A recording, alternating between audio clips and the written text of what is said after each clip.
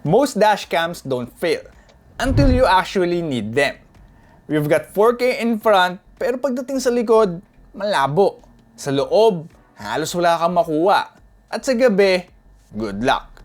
So anong silbi ng 3-channel kung isa lang ang usable? But what if lahat ng camera malinaw at connected ka kahit wala ka sa sasakyan? This is the DTPi Z90 Master. Rear cam. Usually dito nagkakatalo. Pero dito, kaya mong basahin kahit moving. Kasi most dashcams, front lang ang malinaw. Pagdating sa likod, guess work na. Sa loob naman, lalo na paggabi, hindi lang silhouette. Kita mo talaga. And this is what a real 3-channel setup should look like. Lahat usable.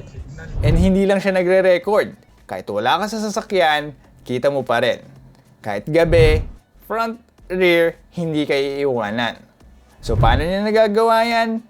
Bago natin i-breakdown yung features, silipin muna natin kung ano ang laman ng box. Alright, so let's do a quick unboxing of the DTPi Z90 Master 3-channel set. So ano ba makukuha nyo kapag bumili kayo nito? So let's start with the first box. Ito yung para sa link cable niya, yung Pi-Link cable. So pang-connect nyo dun sa main dashcam, yung front-facing camera, to the interior camera. So meron siyang USB charger na kasama, and of course the actual cable itself.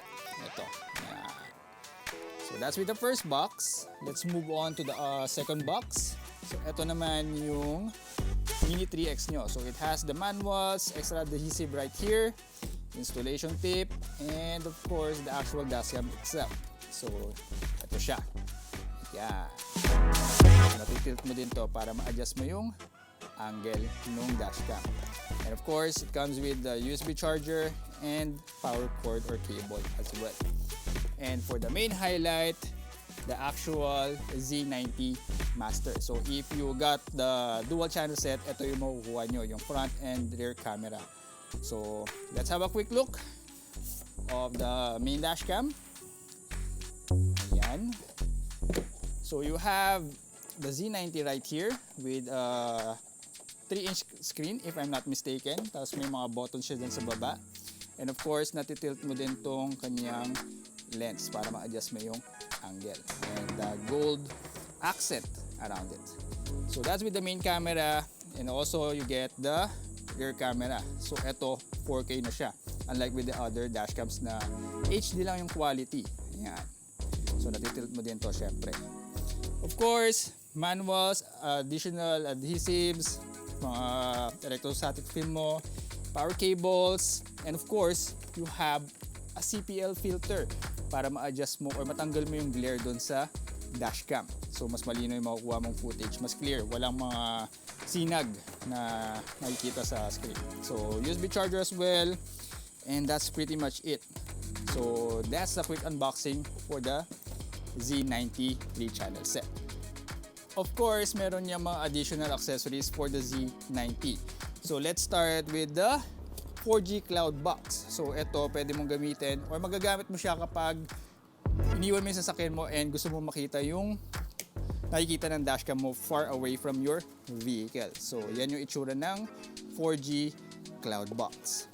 And also, para magamit yung parking surveillance mo, meron kang hardwire kit. So, two options. It's either the fuse type, ito itsura niya, which is medyo complicated a bit. But if you want a simpler installation, you could use the OBD hardwire kit like this one. So, yan, para magamit mo yung parking surveillance niya. Alright, so before we install this, alamin muna natin kung paano natin siya i-connect. So, ito yung front-facing dashcam.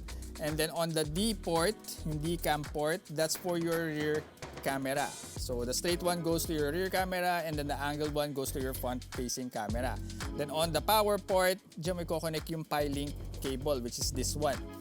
And on the USB side, that will be the cable going to your third camera or interior camera. So ginamit ko itong maiksing cable from the Pi-Link box para i-connect yung third camera, which is yung Mini 3X.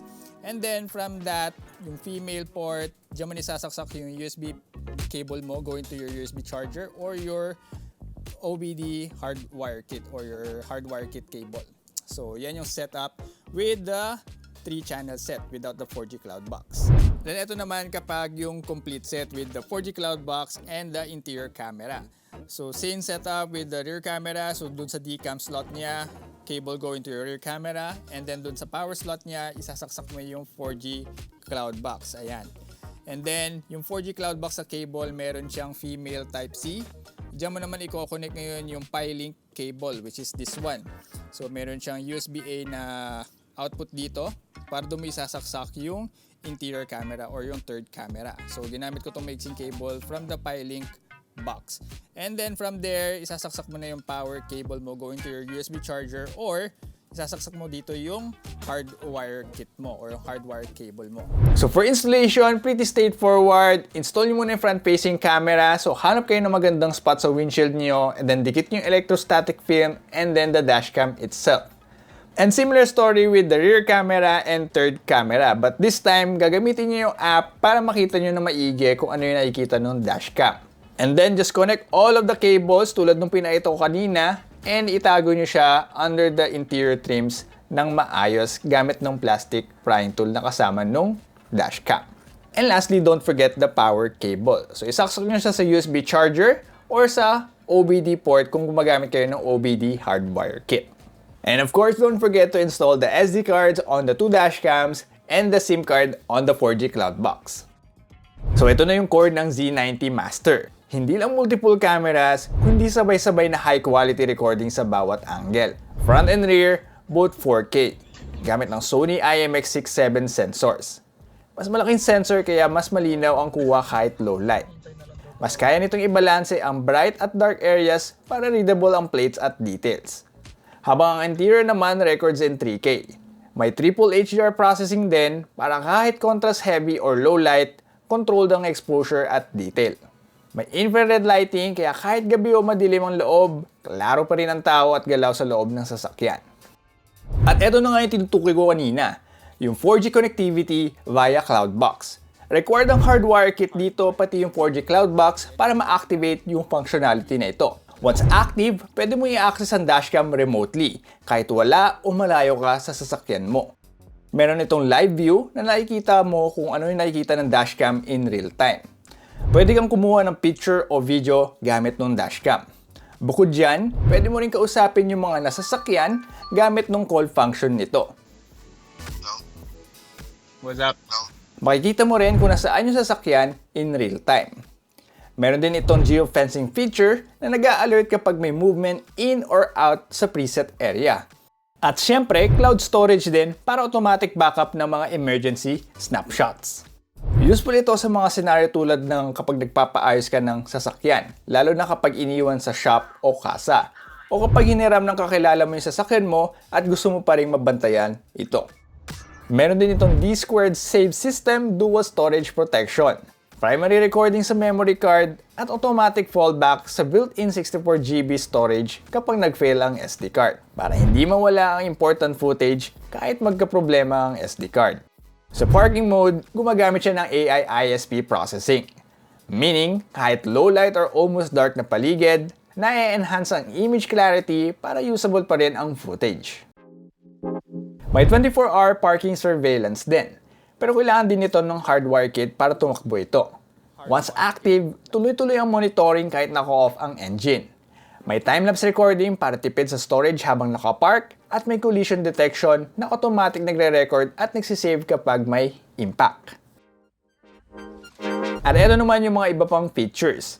ADAS front car move alert, The vehicle ahead has started moving.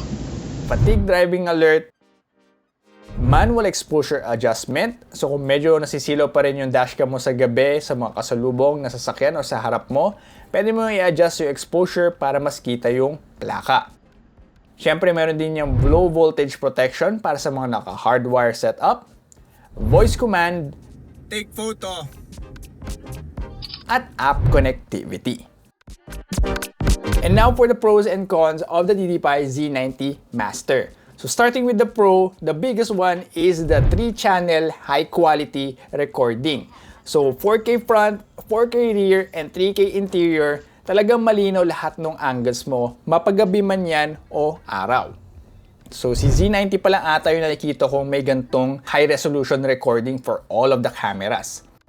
Aside from that one, it's also jam-packed with features like for example the low voltage protection, ADAS front car move alert, and etc. Yung mga nabanggit ko kanina. Another pro is that these squared save dual storage protection. So if ever man makurap yung SD card nyo or mag-fail siya, at least yung mga important footages, yung mga emergency footages, ay nasa-save pa rin sa built-in storage niya. Another pro is yung kanyang upgradability. So kung yung budget mo ang kaya pa lang ay yung dual channel set, yung front and rear, pero gusto mo ng third camera or ng 4G Cloudbox in the future, pwede mo siyang i-upgrade kapag nagkaroon ka na ng budget. So idadagdag mo lang siya doon sa setup ng dual channel set. And lastly is the great security feature ng dashcam na ito.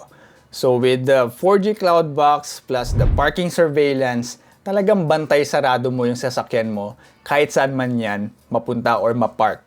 So marireview mo lahat ng footage mo, makukuha niya lahat ng mga nangyayari sa paligid. And now for the cons. So for the first one, in order for you to have all of the features, you'll need to buy the 4G Cloudbox and the hardwire kit. So it will cost you more to get everything working. Second is the complex setup. You have a lot of wirings connecting to each other and you need to hide that all underneath your interior trims. In relation to that one, for the third con is the windshield clutter. You have your front-facing camera, your third camera, and your 4G Cloudbox all in your windshield. So I wish na sana hinabaan pa nila yung cable ng 4G Cloudbox para mailagay ko to somewhere else. Like for example, sa dashboard.